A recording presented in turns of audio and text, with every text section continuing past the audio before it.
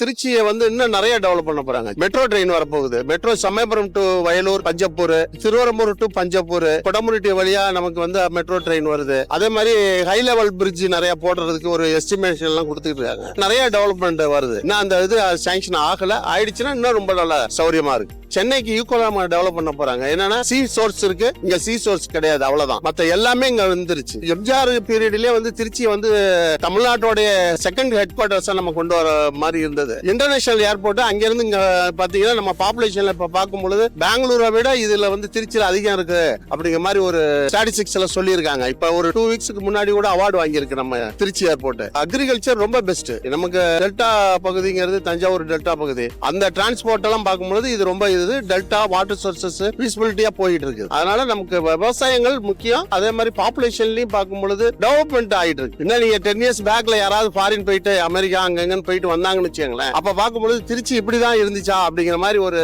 கண்டிப்பா நிறைய மாற்றங்கள் இருக்கும்.